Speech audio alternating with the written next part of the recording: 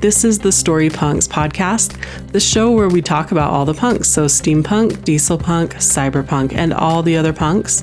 Welcome back to part 2 of my discussion with Sarena Ulibarri. This is episode 48, and I'm your host, Cindy Grigg. I'm so excited to share her recommendations for solarpunk and ecopunk reads, and so much more. So before we jump into part 2, let me just remind you that I do have a survey that you can participate in and help shape the way this podcast goes.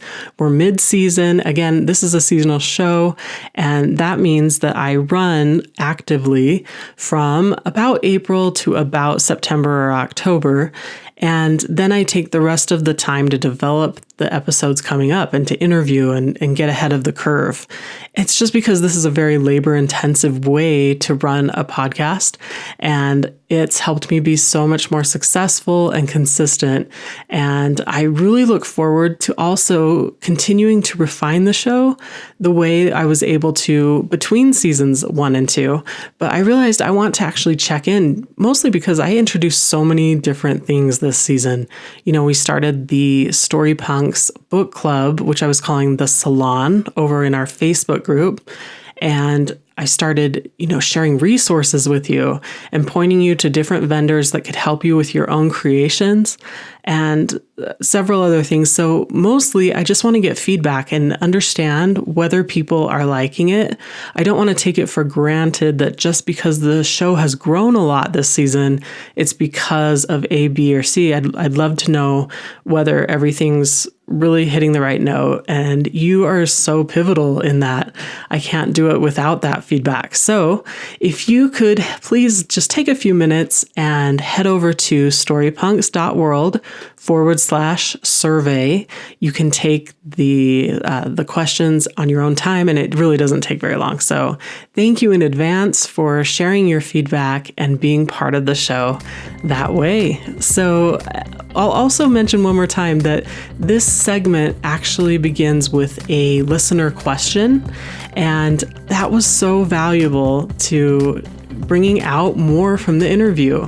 And so if you are interested in contributing to upcoming guests, then the way you can know about those, whether we're on season or off season, because again, I'm recording interviews even when we're off season, the way you can be connected any time of the year is to go to storypunks.world/newsletter. So without further ado, let's get right into the second part of my discussion with the wonderful Sarena Ulibarri. And I think for this one, you may want to have a notepad or app handy to take some notes on these reads she recommends. It's a really great list, and I really appreciated her going through so many of these works that can inform anyone who's interested in creating their own solarpunk or just catching up on the literature and the stories that are already out there and inspiring people in their lives and in their imaginations in so many ways.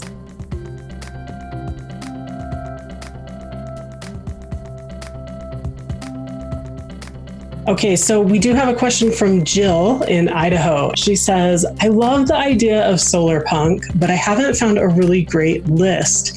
What books or movies can you recommend for me to start with? Yeah, I get this question a lot because, again, there are a lot of people interested in it, not a ton of people writing it. But there is some good stuff out there, actually. And the two that I can always default to are New York 2140 by Kim Stanley Robinson and Pacific Edge by Kim Stanley Robinson.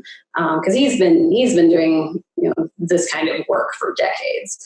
But Pacific Edge it's a very small scale story, but it's the last line of that book makes the whole thing. And and it takes place in an ecotopia of California, and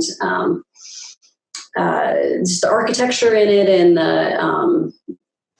the background of the changes to capitalism and how they got to this place are all very much solarpunk-ish. And New York 2140 is one of his newer books.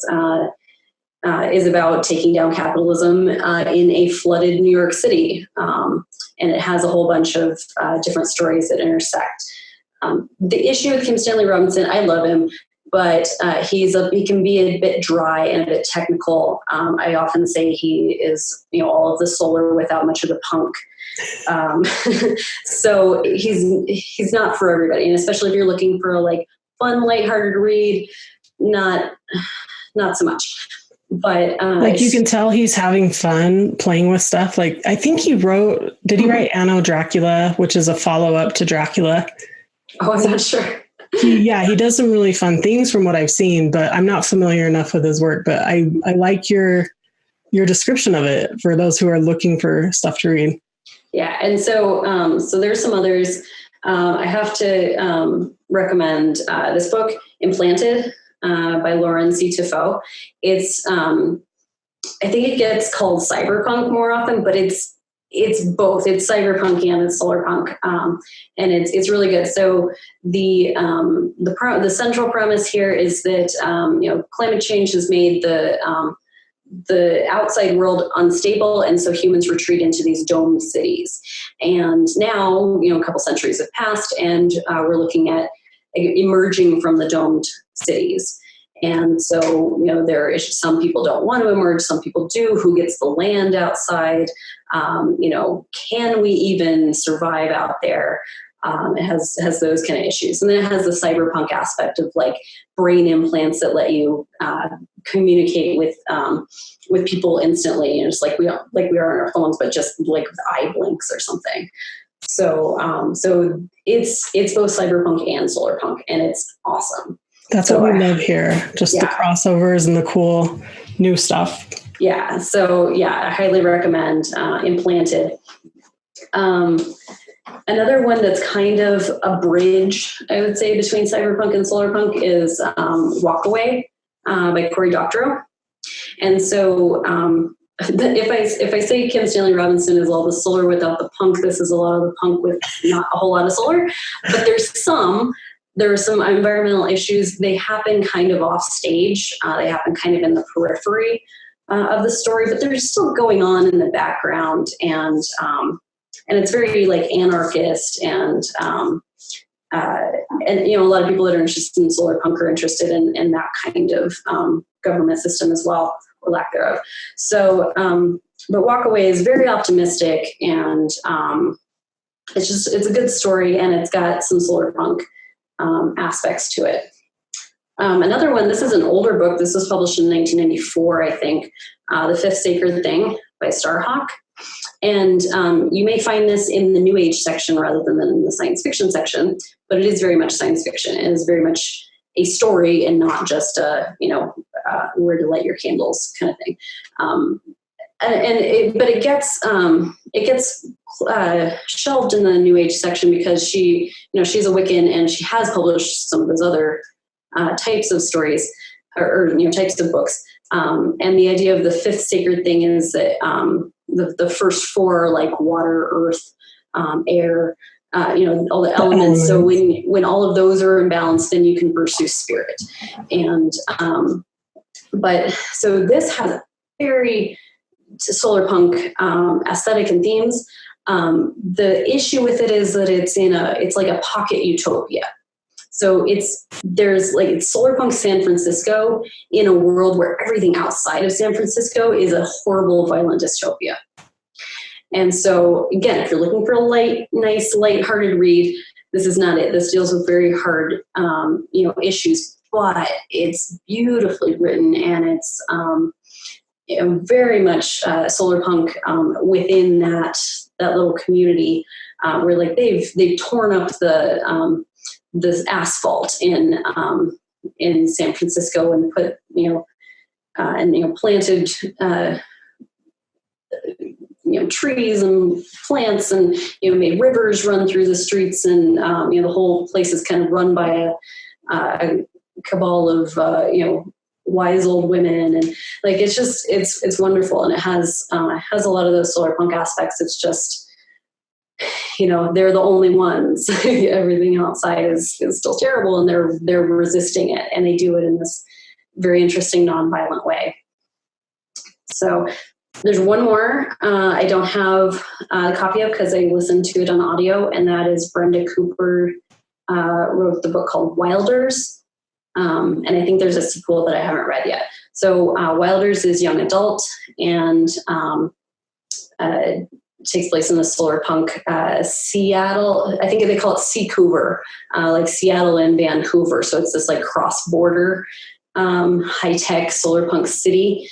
And then the character decides to leave the city and goes out into the wilds.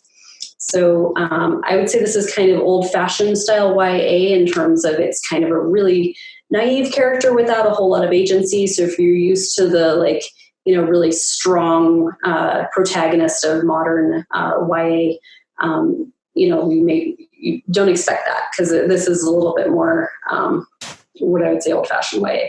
But definitely Solarpunk themes and aesthetic.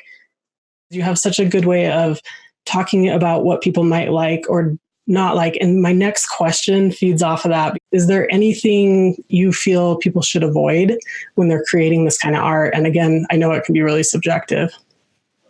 Yeah. So if you're asking about like common pitfalls in Solarpunk, yes. One of the things I encountered in reading the slush for the 2 anthologies that I've done is that a lot of writers, they're interested in this idea, but they don't fully understand climate change or sustainable technologies and what we already have. Because that's what we need to do with Solarpunk is learn what already exists and then shine it up, make it prettier, and say this is what it could look like in the future.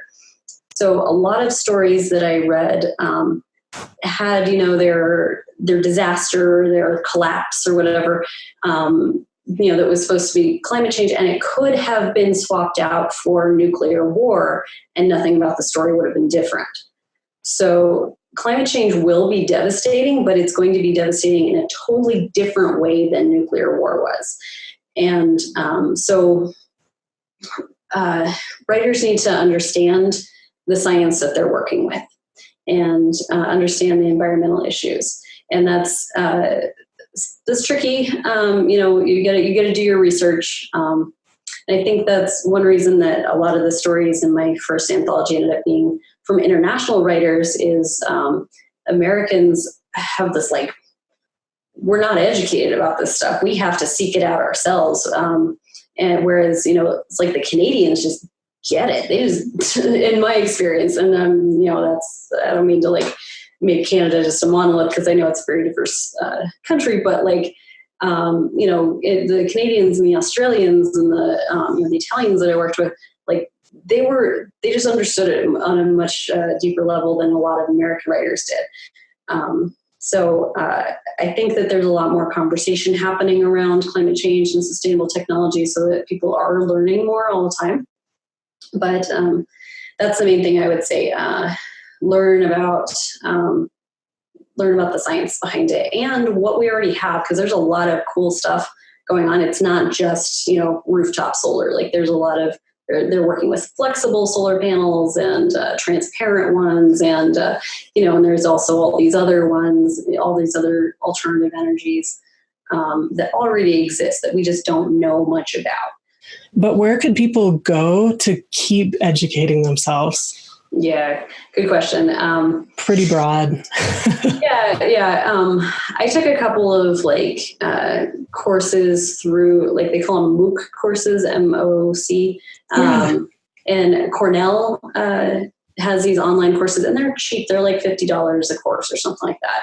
And often they're about climate outreach, or communication, which is exactly what we're doing as writers. So I took a couple of those classes, and it helped me learn the issues as well as how to communicate them and how to talk to people about them.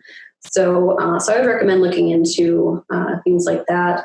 Finding a news source that you trust, and reading the news about technology and sustainability. And there are tons of really great climate scientists on Twitter, actually. And so just seek them out and follow their feed and you'll learn tons of stuff from that.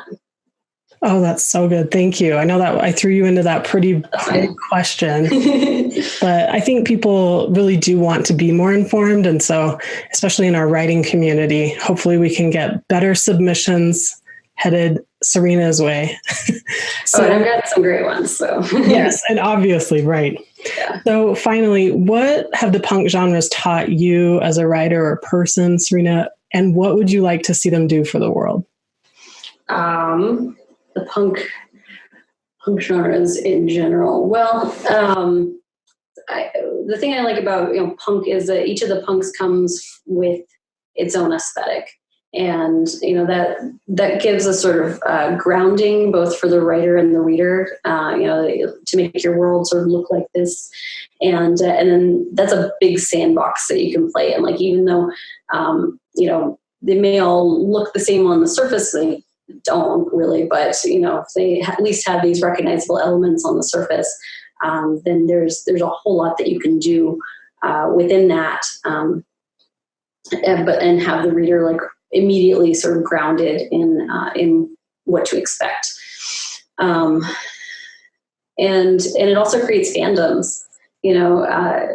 I haven't seen a whole lot of like Solarpunk cosplay yet, but the conventions I go to, there's always steampunk people, and it's this like instant community that transcends space and time, really. So I think the punks do that in interesting ways, and with steampunk and dieselpunk and things like that, where it's like historical eras, where they really do transcend space and time, and Solarpunk, we're always looking into the future. Or usually there's some alternative history, Solarpunk actually. Could you take us through some of that if you happen to have that ready?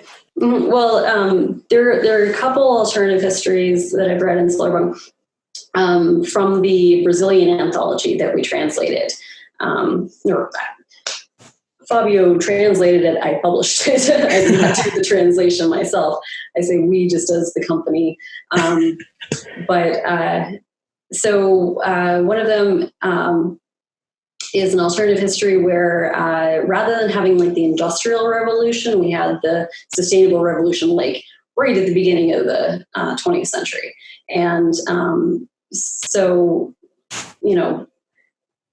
technology just accelerates at this crazy pace. And so we have this, fictional Brazil that looks very futuristic, but it actually ends up being kind of like World War era. But it's just the technology it accelerated so much to get there. So that's one. And that's cool. Yeah. And the other is, I don't know how to pronounce it. I think Xibalba goes to the west or something. Let me pull it up. But it's a Mayan and other indigenous South American tribes culture that was never colonized by Europeans. So, and they've developed into a high tech world. That's just, it's the indigenous nations of the Americas and the Asian countries, and there's no Europe at all in this world at all. How did they survive without Europe? Quite well, actually. Although they have their extreme, they have their conflicts too. This is not a utopia. There's like, we had this one illustrated, so if you can see. Oh, so gorgeous. Yeah. And I mean, there's, so there's still like slavery, of, certain tribes enslave other tribes. And like, we have one of the characters is a school teacher, and, she has sort of like her, the prescribed things she's supposed to teach, and, what she's trying to actually teach her students, and, trying to change the future by changing the minds of her students. And so like that's and it's very Solarpunk, and it's got like the energy aspect to it as well. And but it's an alternative history. So I love that. That's so cool. Did you have another one? Those are the two that I know of. I just thought I was cutting you off. That's totally good. No. In Sun Vault, Jamie Go's story, I guess, could be considered alternate history. It's like it's a weird time travel story where they reset the clock on environmental degradation by just going like everything goes back in time to like the early 80s, and the main character is the only one who remembers any of it. And like she's not even supposed to be there. She like wasn't even born yet, and she's like just thrown back into time, and she's the only one who knows what happened. And so that's an interesting sort of alternate history of the late 20th century. Yeah, totally cool. Thank you. And thank you for that wonderful analysis of what punks can bring to people's lives. And I loved your point about fandoms because, I heard on NPR or someplace that there's now some governmental position. I did not catch the country, but I think it may have been England. I can't remember, but they now have like a minister of loneliness because it's such a problem. Like, people are so stuck in their own silos, but also they just, we're online and so many different reasons. But, I know Japan has a big issue with this and stuff like that. So the fandoms thing, it's not like a small thing. It's important. Yeah, it connects people, and that's all we ever want is to find connection. Yeah, very, very good. Well said. Well, where would you like people to go for their next dose of everything you've been talking about? Sure. So I have a website and a newsletter that you can sign up for. My website is my name, SarenaUlibarri.com. You get all the vowels right. I'm easy to find. My anthology, Glass and Garden Solarpunk Summers, is available on Amazon and Barnes & Noble and Kobo and all those. The Winters one will be available soon. I'm thinking January for the release date, and it'll be up pre-sale for a few months before that. And you can find me on Twitter too. Yes, she's very fun to follow, and make sure that you check out these anthologies. Also check out her massive list of publications that she's done. I was really impressed. Thank you. Absolutely. Thank you. Have a wonderful afternoon. You too.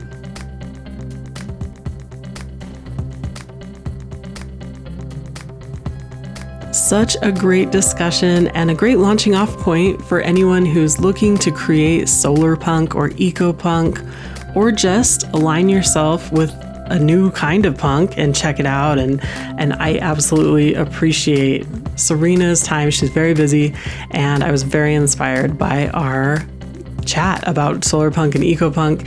And just as a reminder, if you have a few minutes right now, would you please go to storypunks.world/survey.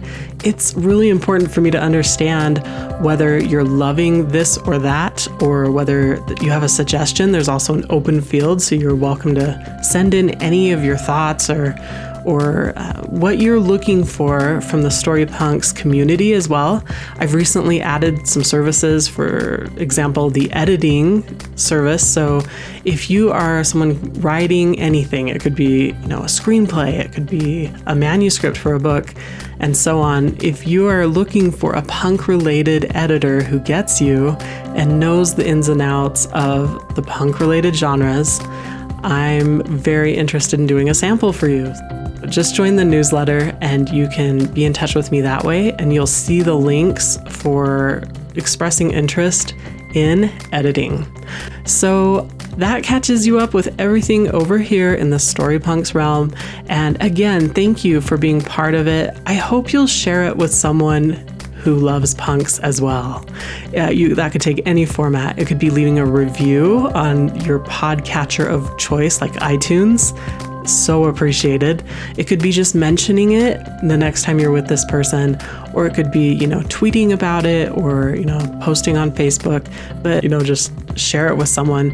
That is why the show is growing, and I absolutely know that. I'll keep doing everything I'm doing over here. And again, if there's anything you'd like me to adjust, please don't be shy. You can take that survey I mentioned anonymously, or you can say who you are and all that good stuff. So there are options. As ever, best of luck with everything you're working on. I hope it's a creative summer for you, but wherever the summer takes you, thank you for making Storypunks part of it, and I look forward to our next week's episode. It's going to be very, very awesome. So please stay tuned. If you haven't already subscribed, please do that as well. It's the best way to just have the next episode pop up automatically in your busy summertime life.